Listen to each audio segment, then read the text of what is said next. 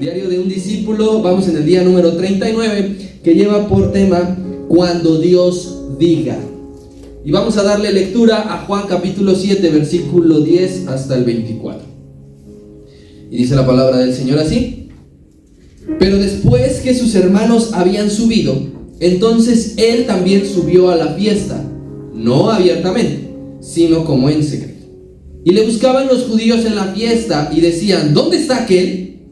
Y había gran murmullo acerca de él entre la multitud, pues unos decían: es bueno, pero otros decían: no, sino que engaña al pueblo. Pero ninguno hablaba abiertamente de él por miedo a los judíos. Mas a la mitad de la fiesta subió Jesús al templo y enseñaba. Y se maravillaban los judíos diciendo: ¿cómo sabe letras sin haber estudiado? Jesús le respondió y dijo: mi doctrina no es mía, sino de aquel que me envió. El que quiera hacer la voluntad de Dios conocerá si la doctrina es de Dios o si yo hablo por mi propia cuenta. El que habla por su propia cuenta, su propia gloria busca. Pero el que busca la gloria del que le envió, este es verdadero y no hay en él injusticia. ¿No os dio Moisés la ley y ninguno de vosotros cumple la ley? ¿Por qué procuráis matarme? Respondió la multitud y dijo: demonio tienes, ¿quién procura matarte?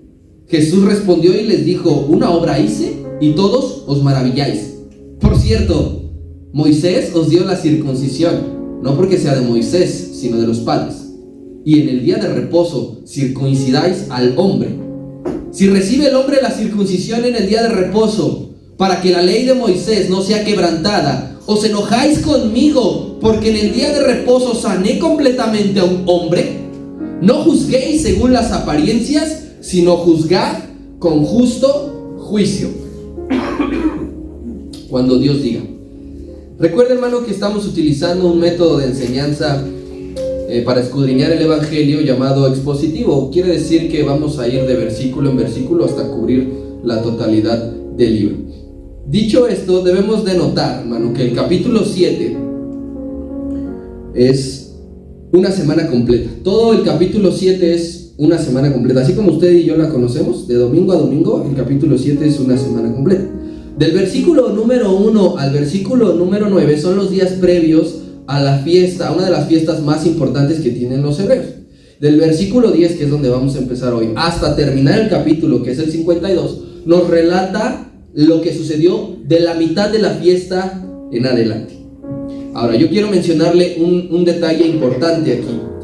Ya se ha dicho en algunas ocasiones, por ejemplo, el pastor no lo ha mencionado, o yo recuerdo habérselos dicho también cuando les introduje el evangelio, que algunas pocas partes del libro sufrieron un traspapeleo, ¿sí? Que no están acomodados en un orden cronológico. ¿A quién le ha pasado que se le traspapelea algo? No, a todos. ¿Y dónde lo dejé ahora? No está perdido, simplemente pues está en otro lugar, se me movió, no sé, bueno, algo así sucedió. No sabemos si fue a Juan quien se le traspapeló, a lo mejor se le cayó y a la hora de acomodar, o fue al hermano que empezó a ordenar el canon bíblico. Pero el chiste es que yo quiero que usted identifique el versículo 15 de Juan capítulo 7. Juan capítulo 7, versículo 15, donde dice: y se maravillaban los judíos. A partir de ahí hasta el 24, donde dice: no juzguéis según las apariencias, en realidad no iría en esta parte, sino que iría después de Juan capítulo 5, versículo 47. Vaya hacia allá. Juan capítulo 5, versículo 47, que esa parte final dice: pero si no creéis a sus escritos, ¿cómo creéis mis palabras? ¿Por qué va después de esta parte? Porque en esta parte les vuelve a mencionar y hablar sobre Moisés y sobre el día de reposo cuando sanó al paralítico de Betesda, ¿sí? Porque si nosotros lo unimos, esta parte de Juan capítulo 7, versículo 15 hasta el 24, con Juan capítulo 5, versículo 47, cobra mucho más sentido el orden que como está acomodado aquí. Entonces esa parte como que se movió un poquito en tiempo. Pero nosotros esta noche nos vamos a basar tal cual viene acomodado aquí en la palabra, para no meternos en ningún problema. El contexto y el escenario, hermano, de este capítulo es la fiesta de los tabernáculos. Déjeme le comento algunas cuestiones sobre esta gran conmemoración. La fiesta de los tabernáculos también es llamada de las enramadas, también es llamada de las cabañas, o en hebreo, el Sukkot.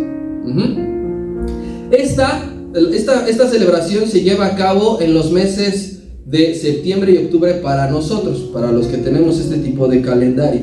Para los hebreos es en el séptimo mes, y ese séptimo mes se llama de Tisri. En ese mes celebran la fiesta de los tabernáculos. La fiesta de los tabernáculos dura 7 días. Para ellos, según caiga en el calendario, será del día 15 al 21, ¿sí? Es decir, que empieza un día de reposo y termina en el siguiente día de reposo. Este año el Sukkot empezó el 9 de octubre y terminó el 16 de octubre. ¿Alguien sabe qué sucede el 9 de octubre y el 16 de octubre? No, ni yo. ¿Usted, pastor? Tampoco sabe. Pero son los cumpleaños de mis papás, por eso lo digo. También de su esposo. Bien, en el Sukkot, querido hermano, participa toda la familia, no solamente los hombres, no solamente las cabezas de familia, no solamente los sacerdotes, participan mujeres, hijos. Y esta fiesta ha sido generacional, incluso hasta nuestros días, y se va a seguir celebrando porque así lo ordenó el Señor. Él dijo, esta celebración será perpetua. ¿Qué es lo que sucede? Ocurre que los hebreos en esa fiesta no viven dentro de sus casas, sino que esa semana arman tiendas afuera de sus hogares y allí viven, allí duermen, allí hacen sus actividades, porque el objetivo es recordar, el objetivo es agradecer la fidelidad de Dios, la provisión de Dios durante el peregrinaje del pueblo de Israel durante el desierto. Entonces el Señor Jesús y el pueblo están viviendo esta celebración que yo le acabo de mencionar. Si usted quiere saber más sobre esto, puede leer en casa Levítico 23, del 33 al 44, y ahí el Señor le podrá decir lo que sucede. Pero vamos a meternos. Versículo 10 hasta el 13 de Juan capítulo 7. Dice, pero después que sus hermanos habían subido, entonces él también subió a la fiesta, no abiertamente, sino como en secreto. Y le buscaban los judíos en la fiesta y decían, ¿dónde está aquel? Y había gran murmullo acerca de él entre la multitud, pues unos decían, es bueno, otros decían, no, sino que engaña al pueblo, pero ninguno hablaba abiertamente de él por miedo a los judíos. Entonces, estos primeros 4 versículos, hermano, nos está describiendo Juan que suceden 3 cosas los primeros 3 o 4 días de la fiesta. Los primeros 3 o 4 días de la fiesta, Juan escribe de los versículos 10 al 13 que suceden 3 cosas. Primera cosa que suceden en los primeros días de la fiesta. Tenemos al Señor Jesús resguardado en secreto del pueblo en general. Estaba en secreto, no estaba abiertamente, no se mostraba públicamente. Y esto, querido hermano, es la prueba de que el Señor rechaza por completo la sugerencia de sus hermanos. Sus hermanos le dijeron, vente, ya nos vamos nosotros a la fiesta, ¿te vas o te quedas? Y el Señor les dijo, suban ustedes. Y sus hermanos se adelantaron, así que el Señor no hace caso de eso. Y eso es algo que nos enseña algo a nosotros. Lo mismo tienes que hacer tú, lo mismo tengo que hacer yo, con todo comentario que tú escuches, con todo consejo que te quieran dar, con toda propuesta que no venga de parte de Dios. ¿Qué es lo que tienes que hacer? Rechazarlo, no hacer caso. Mira, si alguien te dice, no entres a esa clase, mejor vámonos de pinta, ¿crees que es Dios hablándote? ¿Qué tienes que hacer? Rechazarlo. Si alguien te dice, mira, prueba esto, prueba aquello, no te va a pasar nada, solamente es una vez, ¿crees que es Dios hablándote? ¿Qué es lo que tienes que hacer? Rechazarlo por completo. O si alguien te dice, vamos aquí, vamos allá, haz esto, júntate con esto, anímate con él, anímate con ella, no es Dios hablándote. Entonces toda cosa que no venga de parte de Dios, tenemos que hacer lo mismo que el Señor hizo con el consejo de sus hermanos. Decirle, ustedes háganlo, yo no, yo tengo un propósito, a mí Dios me dice cuándo, dónde, a qué hora, cómo y por qué. Segunda cosa que sucede en estos primeros días de la fiesta. Están los líderes religiosos preguntando entre la gente y probablemente con su familia si no habían visto a Jesús. No sé cuántos líderes eran, no sé cuántos religiosos eran, pero ya me los imagino, ¿verdad? No sé si tú alguna vez has ido al centro cuando es fecha decembrina o hora pico, pues cómo está todo amontonado. Yo me imagino así porque eran millones de personas las que subían a la fiesta. Entonces ellos decían, tú vete por acá, tú vete por allá, tú vete por allá, y pregunten, ¿no han visto al Señor? ¿No está Jesús? ¿Dónde está Jesús? Pero quiero que veas cómo lo estaban cazando. ¿Tú sabes lo que es cazar a alguien? Tiene que pasar por aquí, a fuerza tiene que venir. ¿Por qué? Tú fíjate la pregunta que ellos hacen: ¿dónde está aquel? No es ¿dónde está el maestro? ¿Dónde está el Señor? Entre su familia, ¿dónde está su hijo, señora? ¿Dónde está tu hermano? No, ¿dónde está aquel? Yo creo que a nadie nos gustaría que se dijeran así de nosotros, ¿verdad? Aquel, aquella, esa. Entonces fíjate cómo estaban buscando al Señor, pero de una manera que ya se estaba viendo para qué. Y tercera cosa que sucede en los primeros días de la fiesta: hay una multitud dividida. Unos están a favor del Señor y otros están en contra. Unos dicen sí, otros dicen no, unos lo defienden, otros lo quieren también unirse a aquellos que quieren hacerle daño. Entonces esas tres cosas están sucediendo en los primeros días de la fiesta. Todo esto que yo le acabo de decir, que el Señor no está abiertamente, que los religiosos lo buscan y que la multitud está dividida, está sucediendo exactamente durante la fiesta. Exactamente durante el momento de las ofrendas, cuando se está llevando las actividades, cada uno está haciendo lo que acabamos de leer. Estaban afuera incluso del templo.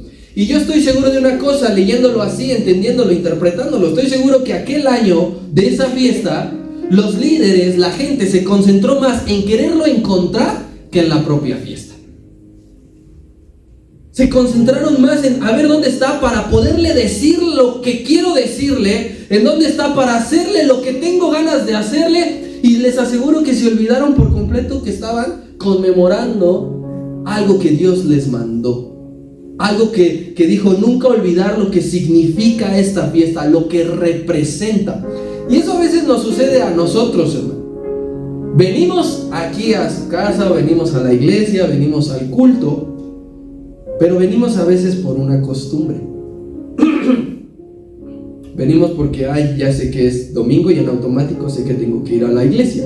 O venimos por una obligación, ¿verdad? Para que no se enoje él o para que no se enoje ella. Pero el punto es que en la realidad, hermano, cuando estamos aquí, estamos pensando en nuestras propias cosas. Ellos subieron a la fiesta y estaban pensando en sus propias cosas. Unos en encontrarlo, otros en protegerlo. Y se olvidaron de la fiesta.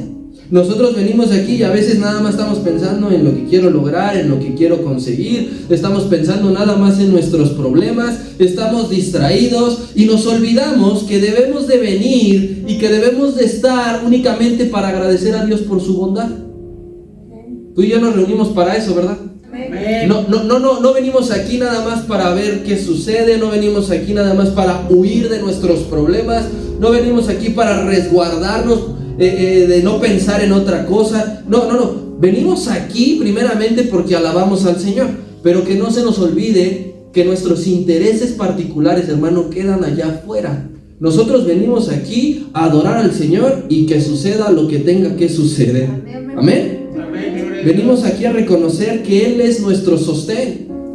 Así como es diseñada esta fiesta para eso, decirle gracias, Señor, porque durante 40 años no nos faltó alimento. Así tú y yo venimos aquí a decirle, Señor, gracias, porque no nos ha faltado el trabajo, no nos ha faltado el alimento, no nos ha faltado tu palabra y nuestros intereses allá afuera, ¿no?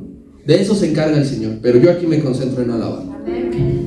Querido hermano, cuando el Señor Jesucristo está presente en una vida, cuando se hace manifiesto en un lugar, sucede algo poderoso. No es indiferente para absolutamente nadie. Cuando el Señor está en tu vida y le reflejas, el Señor no le es indiferente a nadie. Cuando el Señor está en lugares como estos o en otros, el Señor no le es indiferente a nadie. Él no es como las personas que, o sea, nosotros sí pasamos indiferentes. A ver, decimos, ¿a poco estabas ahí? No, pues ni te vi. ¿A poco me saludaste? Uy, perdóname. Ah, sí, pero pues como no me interesa, no, el Señor Jesús no es como nosotros. Así sucedió aquel día. Todos, no hubo una sola persona que no deseara de una o de otra manera que apareciera el Señor. Todo mundo quería que apareciera. A ver en qué momento sale este. Para aprenderle, para adorarle, para escucharlo, para atacarlo, para lo que sea, pero todo el mundo estaba esperando que el Señor apareciera, porque Él no le es indiferente a nadie. Así es. Si Cristo verdaderamente está en tu corazón, hermano, si Cristo está de a de veras en tu familia, tus amigos lo van a notar, tus compañeros de trabajo o de la escuela lo van a notar, tus vecinos lo van a notar. Si Dios verdaderamente está dentro de ti, será imposible que se oculte. Porque tus amigos con los que te juntas, con los que pasas mayor tiempo en el día, a lo mejor en el trabajo, en la escuela, podrán decir: oye, tú eres una persona muy calmada, eres una persona muy pacífica, no te gustan los problemas, siempre tratas de ver la manera de resolverlos. Allí está Dios presente en tu vida. Y ellos lo notan. Ellos no saben que es Dios, pero allí está Dios. Amén. Ellos pueden ver la alegría. Oye, siempre estás contento, siempre tienes algo positivo, siempre tienes una sonrisa, a pesar de que estás enfermo, a pesar de que me dijiste hace unos días que no tienes trabajo. ¿Sabes por qué? Porque Dios, cuando está verdaderamente presente en alguien o en un lugar, se hace de manifiesto y todos lo notan. No es algo que podamos esconder. Si Cristo reina en tu hogar, hermano, en tu casa física, se verá ante los ojos de todos. Ante los ojos de todos. No vas a poder esconder al Señor. No sé, a lo mejor tú alguna vez has pasado a un vecino porque se le acabó el azúcar y hay alguien que siempre te dice: ay, siempre que vengo a tu casa se siente paz. ¿Sabes por qué? Porque es Dios el que está allí. Ellos no lo saben, pero Dios está reinando allí. Y entonces no pasa desapercibido el Señor, no pasa indiferente para nadie. Cuando Dios habita en medio de las iglesias, hermano, tú y yo sabemos que Dios está aquí. Las personas que nos visitan, a lo mejor es la primera vez, es el primer contacto que van a escuchar, que van a entrar a una iglesia, pero lo perciben. Ven a la gente gozosa, ven a la gente que se saluda, que se bendice, escuchan palabras que allá afuera no escuchan. Entonces es Dios manifestándose. No pasa indiferente el Señor para nadie. Eso es parte del poder grandioso de nuestro Dios. Eso es parte de su omnipresencia. Porque a la par de que está ahorita el Señor en esta reunión, el Señor sigue en tu hogar. Él no se va. O sea, puede no haber nadie en tu casa ahorita porque el esposo está trabajando, porque los hijos están en la escuela, porque tú estás aquí y tu casa está sola, pero Dios está allí. Amén. Porque es la omnipresencia de Dios. Así como está ahorita, así como está en tu hogar, así como está presente en nosotros, al mismo tiempo se está manifestando en un monte. Ahorita debe haber alguien allí alabando al Señor en un monte. Debe haber alabando a alguien en un desierto, en un río, en el mar. Y sabes, Dios está allí y no pasa indiferente para nadie en ninguna ciudad, en ningún lugar. Dios siempre está presente. Él no es indiferente en el mundo. Y ya veremos la siguiente semana, bueno, la siguiente participación, cómo se hace presente la no indiferencia de la gente, de una u de otra manera. Y eso es algo grandioso, porque tú y yo nos podemos sentir mal de: chin, no me tomaron en cuenta, ni siquiera se dieron cuenta que yo estaba aquí. Pero el Señor no. El Señor siempre se le revela y se le manifiesta en el lugar donde esté. Versículo número 13 dice así: pero ninguno hablaba abiertamente de él por miedo a los judíos. Y este versículo número 13 es algo, querido hermano, que ningún creyente fiel a Dios debemos hacer. Ser absorbidos y dominados por el miedo. Porque ellos decían, pero no hablaban abiertamente por miedo. Y es algo que tú y yo no debemos hacer. Fíjate, no es que no sientas miedo, todos sentimos miedo. ¿Qué era lo que sentía en parte el Señor cuando estaba acercándose la hora, que empezó a sudar sangre? ¿Sentía miedo o no sentía miedo? Entonces, no está hablando de no sentir miedo. Si tú dices, siento miedo, es normal. Pero aquí estamos diciendo no dejarse dominar por el miedo. Ningún cristiano que es fiel al Señor debe de permitir eso en su vida. No debe de lograr, hermano, que el miedo te impida hablar de las maravillas del Señor. ¿Las maravillas del Señor son muchas? ¿Sí o no? ¿Sí? La Biblia nos enseña que sus maravillas son tantas que enumerarlas ya no podemos, ¿sí? Ya perdimos la cuenta. Entonces, de todas esas maravillas que Dios ha hecho en tu vida, tú no te dejes dominar por el miedo para poderlas anunciar, para poderlas decir, para poderlas declarar. El miedo en aquel tiempo se llamaban judíos. Dice, la gente le tenía miedo a los judíos. Si les escuchaban hablar, pues no sé, los castigaban, les golpeaban, no sé qué les hacían, pero el miedo se llamaba judíos. Pero en este tiempo, querido hermano, el miedo no se llama judíos, el miedo se llama perder a tu familia. Hay muchas personas que no se atreven a hablar abiertamente del Señor por miedo a perder a su familia. A decir, este ya se convirtió, aleluya. No, a este ya ni lo invites a las fiestas ni a las reuniones, porque ya no viene, porque ya es cristiano. Entonces como dice, no quiero perder a mi familia. Y no hablas, y no declaras.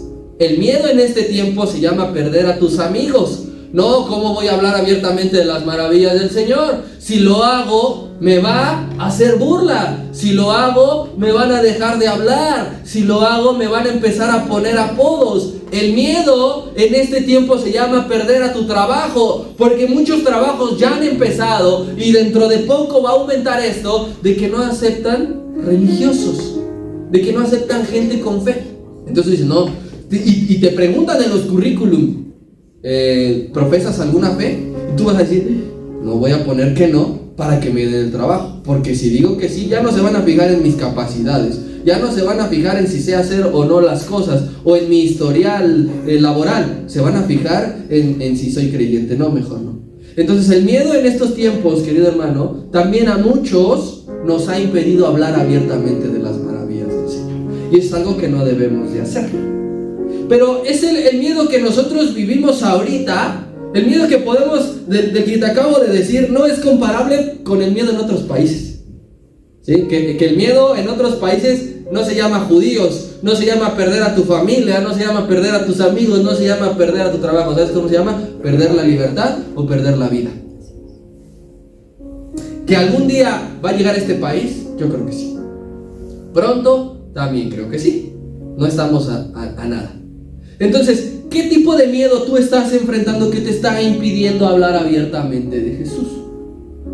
¿Es alguien que te tiene amenazado, que te va a retirar el habla, se va a dejar de juntar contigo, que te va a costar esto, que te va a costar aquello?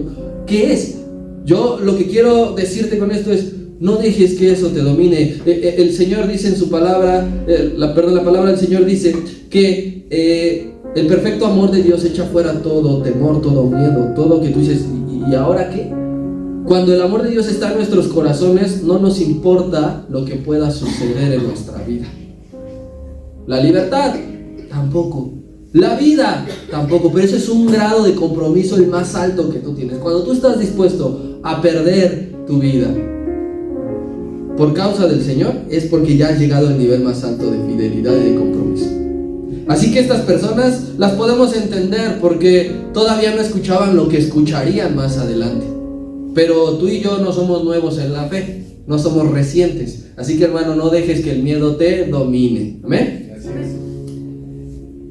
Cristo, querido hermano, es el mayor exponente de no darle lugar al miedo para hablar de Dios. Es el mejor representante. O sea, trata de ponerte tantito en sus guaraches y mira, todo el mundo lo estaba buscando para matarlo y no se cayó. Y no cerró su boca. Y también tenemos otro personaje, otro gran héroe de la fe, que es el apóstol Pablo, que lo entendió y lo creyó así del testimonio del Señor, de una manera muy alta, porque él decía que nada de lo que le pudiese ocurrir en la vida, persecución, peligro, hambre, espada, desnudez, dice, nada de lo que me pueda ocurrir en esta vida, y ni siquiera la muerte, podrán separarme de Dios. Amén. Eso es no dejarse dominar por el miedo para proclamar sus maravillas. Es la misma fe que tú y yo debemos imitar. que no debemos permitir que el miedo nos tome, que nos absorba, que nos agarre, que ahora sí ya tengo a esta mente débil, a este corazón blando, a esta fe fingido, ya lo tengo y no lo voy a soltar, y no va a hablar y no va a predicar. Allí donde está, allí donde Dios lo puso, mira, ni una palabra le sacas. Y ya llevas 1 año, 5, 10, 15 de decir cristiano, y ¿qué crees? No le has predicado a una sola persona. Si tú haces una autoevaluación, es decir, yo llevo 30 años, ¿a cuántos les has predicado? Y si dices, a ninguno, lo que tienes es miedo. Lo que tienes es inseguridad, te tiene tomado. Y el Señor aquí nos está diciendo, no permitas que eso suceda. Llámese como se llame el miedo de la época, de la temporada. No lo permitas. Versículo número 14 dice así: mas a la mitad de la fiesta subió Jesús al templo al fin y les enseñaba. Entonces recuerda, del 10 al 13 es la primera mitad de la fiesta. Ya del 14 en adelante hasta el 52 será la parte final, los últimos días, los últimos 3 días de la fiesta. Entonces, al fin aparece el Señor. Y al fin aparece abiertamente. Aparece en el momento exacto.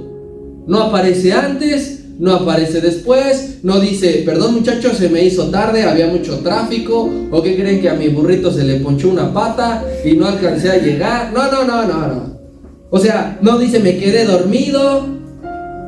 Llega en el momento exacto, justo a la mitad de la fiesta, cuando el Padre al fin le da luz verde. Y eso es un sentimiento, querido hermano. Ese es algo que el Espíritu te habla y te dice, ahora, hazlo, ya puedes. Y eso que tú has sentido en alguna ocasión, para lo que sea, ahora es lo que el Señor Jesús lo siente. El Padre le dice, es momento.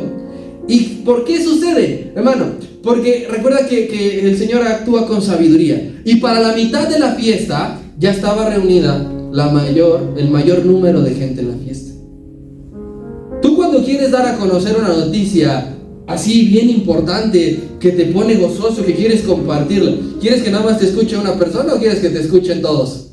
Todos. Lo que quería el Señor, lo que quería Dios es que todo el pueblo que subía a la fiesta lo escuchara. Y si lo decía al principio, muchos apenas iban llegando, porque no encontraban a lo mejor pasaje, o porque nada más les alcanzaba para estar unos días en Jerusalén. Así que en la mitad de la fiesta ya estaban todas las personas, y lo que quería Cristo era predicarles a todos y así obtener el mejor de los resultados. El mejor de los resultados es que todos escucharan. No que dijeras todos se convirtieron. El mejor de los resultados es que todos escucharan, porque así ninguno tendrá pretexto de haber, yo no escuché jamás hablar de ti. Entonces el Señor dice, es hora de salir a la mitad. Y en la vida, hermano, tú y yo tenemos que actuar con sabiduría. En la vida tenemos que actuar con sabiduría para todo. ¿Estás enojado? Hay que actuar con sabiduría. ¿Estás triste? Hay que actuar con sabiduría. ¿Estás gozoso? Hay que actuar con sabiduría. ¿Quieres emprender algo? Hay que actuar con sabiduría. No hay que dejarse mover por la imprudencia, porque eso sería fatal. Imagínate que el Señor, si le hubiese dicho a sus hermanos, cámara, vámonos de una vez, no hubiese sucedido lo que sucedió después. Dios, hermano, quiero que sepas que es específico. Él nunca te va a confundir. Él nunca te va a decir, ay Señor, primero me estás diciendo esto y luego esto, ya me enredaste, ya me revolviste. ¿Cómo era? Dios es específico y siempre te dirá cuándo es el tiempo oportuno para todo, para lo que sea, para estudiar, para casarte, para emprender un negocio, para lo que tú vayas a hacer, para lo que Dios quiere lograr en ti. Él siempre te va a poner el tiempo oportuno. Y yo creo que entendiendo esto, porque nos cuestan experiencias desagradables lograrlo entender, yo creo, querido hermano, que debemos creerlo así, de que es lo más fácil creerle al Señor y estar con Él. Porque si Dios te va a proveer de los recursos y te va a decir cómo y cuándo, lo único que nos toca a ti y a mí es obedecer. Si te dice el Señor, mira, para ti tengo esto, pero hazle como puedas, allí sí hay dificultad. Pero el Señor te dice, para ti yo tengo diseñado este plan, y yo te voy a proveer, y yo te voy a decir cuándo. Lo único que nos corresponde es obedecer. al Señor Jesús le proveyó todo el Padre. Lo único que le tocaba era obedecer. Y obedeció. Aquí está obedeciendo. Si tan solo tú le entregas, hermano, también tu tiempo a Dios, también le entregas la agenda de tu vida para su obra, grandes cosas van a suceder. Porque a veces decimos, yo sí le entrego esto a Dios, pero esto no. Algunos dicen, no, pues yo mi cartera no se la entrego a Dios. Otros dicen, yo mi tiempo no se lo entrego. Pero si tú quieres hacer de tu vida lo que Dios piensa de ti, entrégale también tu tiempo. Entrégale tu agenda. Dile, mira, Señor, aquí está mi agenda. Tú llénala. Y dime, tal día haz esto, a tal hora tienes que hacer esto. Y verás los resultados. Así es. Mira lo que decía el salmista. Capítulo 25. Lo que decía David.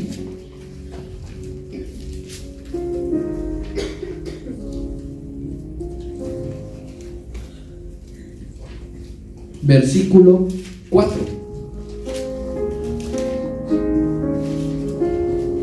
Dice David, muéstrame, oh Jehová, tus caminos y enséñame tus sendas. En otras palabras está diciendo, pues aquí está mi tiempo, aquí está mi vida, y tú me dices para cuándo. Tú me dices cómo. Tú me dices a qué hora. Yo quiero decirte algo que ya conoces la historia a lo mejor, pero no habías visto ese detalle y lo vamos a ver. Pero yo quiero decirte que en esta ocasión de esta fiesta, hermano, no hubo un solo milagro físico. Ninguno. Cuando pasaron las primeras Pascuas, la primera que viene en Juan capítulo 2, dice que en la Pascua Él hizo muchas señales y por eso muchos creyeron en su nombre. ¿Sí? Pero en esta fiesta, hermano, un solo milagro no hizo. No sanó a nadie como cuando sanó al paralítico de Betesda. No multiplicó nada como cuando multiplicó los panes y los peces. Sino que plenamente durante la fiesta, hermano, fue la predicación y fue la exposición de la doctrina. Y yo quiero que veamos el resultado, porque ya vimos que hizo muchas señales y dice, y muchos creyeron en Él. Y ahora que solamente el Señor está ocupando el poder de la palabra, ¿qué sucede? Yo quiero decirte que la palabra es suficiente. La palabra que tú y yo estamos escuchando, que es la misma que han escuchado durante generaciones, 2000 años, la misma que vio una tremenda generación de hombres que le creyeron a Dios, es suficiente. Tú no sales de aquí de, escuché la palabra de Dios y como que algo me hizo falta, como que no me llené, como que hay problemas ahora con la palabra, no está alcanzando. La palabra de Dios es suficiente y la palabra de Dios por sí sola convence a la gente. Amén. Porque ahora no se necesitaron señales para aquellos que les encanta señales, que les encanta milagros, que dependen para creer. Aquí el Señor nos está mostrando que su palabra basta, sobra, alcanza, es suficiente para nuestra vida. Mira lo que sucede en el versículo 31. Nos vamos a adelantar un poco porque yo quiero que notes esto. Solamente predicó y mira lo que dice el 31. Y muchos de la multitud, ¿qué sucede? Creyeron en Él. Hasta ahí. Con predicar, hermano, muchos creyeron en Él. Hay que darle el valor necesario a la palabra. Lo primero es la palabra. Y si hay señales, bendito sea el Señor. Y si no hay señales, su palabra es suficiente. Así que esto, en relación que Dios le dice a Jesús, es el tiempo, nos muestra que es el fruto de esperar cuando Dios diga. Amén, así es. Cuando Dios diga, no se adelantó, no predicó de otra cosa. Imagínate ya el Señor llegando ahí en el mero momento de la fiesta y decir, no, a estos no les voy a hablar de este tema, a estos les voy a hablar de finanzas, les voy a hablar de ofrenda, les voy a hablar de sanidades. No, obedeció tal cual. El Espíritu Santo le dijo, das este mensaje, y él obedeció, y aquí está el fruto. Aquí está. Cuando nosotros nos paramos aquí, hermano, debemos de decir lo que Dios nos habla. No a la mera hora de decir, ¡ay! Bueno, pues a ver, ahí se va. Y nos inventamos otra cosa que no. No, porque no vamos a tener resultados. No vamos a ver los dones manifestados. No vamos a ver vidas arrepentidas. Y aquí hubo muchas vidas arrepentidas simplemente con exponer la palabra de Dios. Simplemente con obedecer el tiempo de cuando Dios diga. Versículo 15 y 16. Dice, y se maravillaban entonces los judíos, diciendo, ¿cómo sabe letras sin haber estudiado? Jesús les respondió y les dijo, es que mi doctrina, pues no es mía, sino de aquel que me envió. Y ahora en este momento, quiero que lo imagines, está produciéndose un debate. ¿Alguien está en algún debate? Sí, ¿no? Y no es amistoso el debate. Honestamente, aunque sea en la escuela, ¿no? Yo me acuerdo que nos dividían a veces en grupos y nos decían, este grupo va a defender esta postura, este punto y este otro, ¿no? Y entonces llegaba un punto que hasta nos dejábamos de hablar, ¿no? Entonces, algo así estaba sucediendo, había un debate, pero aquí, hermano, era uno contra no sé cuántos. Uno contra no sé cuántos. Aquí no sé por qué no estaban los discípulos, o no hablaban los discípulos, o no sé si el Señor les decía, ustedes se callan y a mí me dejan todo, no sé, ¿vale? Pero en ese debate se vivió de todo. En este debate había amenazas, pero vas a ver, te voy a encontrar, ya sé dónde vives. En este debate había también reconocimiento. Había gente que le decía, no, pero lo que dice él es verdad. Y en este debate también había discriminación. ¿Tú sabes lo que es discriminar? ¿Has discriminado a alguien? Sí. De una u otra manera. Al Señor ya le habían dicho que conocían a su familia, pero de forma despectiva. Pues yo conozco a tu familia, ¿de qué me estás hablando? Al Señor ya lo habían discriminado por su oficio. Este es el carpinterucho. Al Señor ya habían dicho que de donde había nacido no salía nada bueno. Que no se metan con Iztapalapa porque me recaliento, No, de verdad, mire, cuando paro un taxi y me dice, no, pues ¿a dónde lo llevo, joven? No, pues a los frente 8. Uy, para allá no voy. Son bien no, me caliento. Así que yo me imagino al Señor recaliente, ¿no? Vea por su familia, su barrio, su oficio, y ahora le están diciendo que es un ignorante. No sé cómo aguantaba tanto el Señor. ¿Y por qué decían que era un ignorante? Porque le decían, a ti ningún rabino te ha enseñado. Porque tú no has estudiado en ninguna de las grandes escuelas teológicas que tenemos aquí en Jerusalén. Había grandes escuelas teológicas. ¿Y sabes qué decía su ley? La ley de los fariseos, que ellos mismos se inventaron, no que Dios se las dio. Ellos decían que estaba prohibido que alguien expusiera las escrituras si no tuviera un maestro, si no habían ido a estudiar con alguien.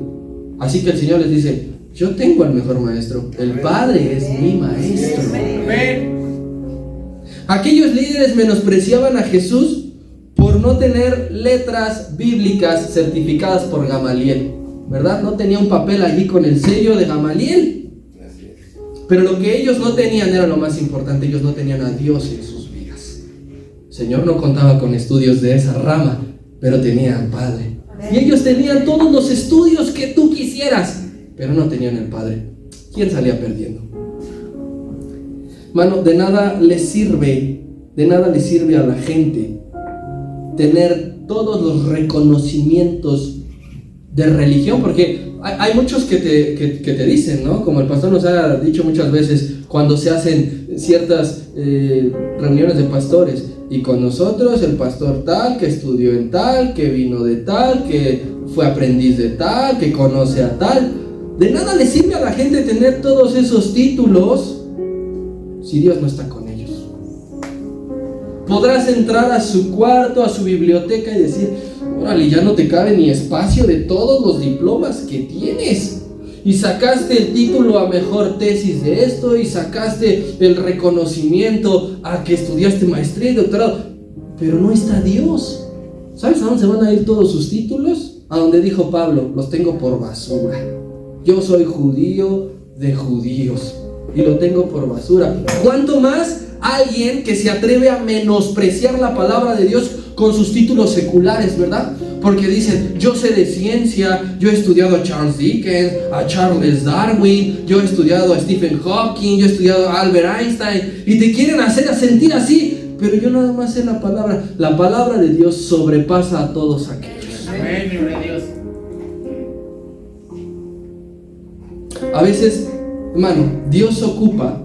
No era el caso del Señor Jesús, que los fariseos así lo entendían y lo menospreciaban y decir: no, pues ¿qué?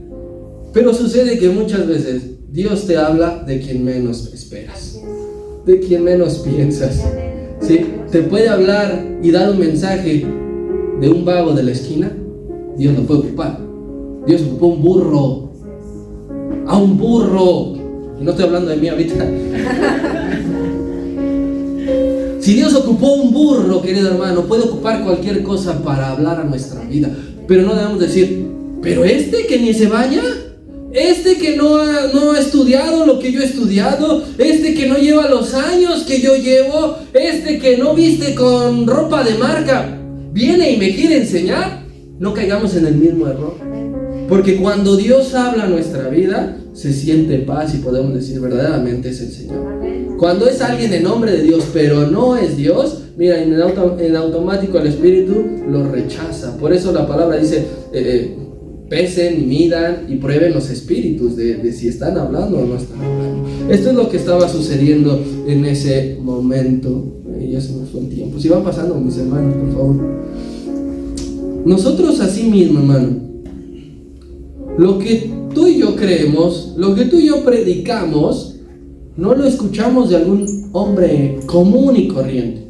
No lo escuchamos, ¿verdad?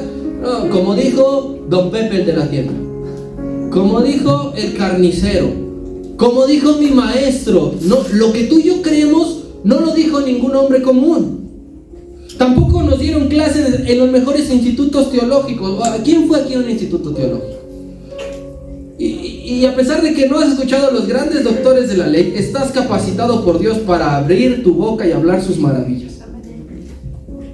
Porque la doctrina que tú y yo profesamos, la doctrina que tú y yo nos esforzamos por practicar, la sacamos de la palabra de Dios.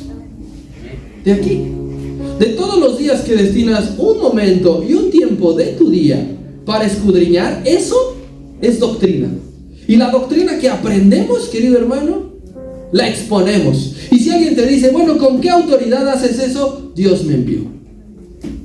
¿Dónde dice lo que me estás diciendo? Dios lo dijo. Pero yo quiero advertirte de una cosa, para que estés preparado, para que estés preparada. Al Señor Jesucristo le dijeron iletrado, ¿vale?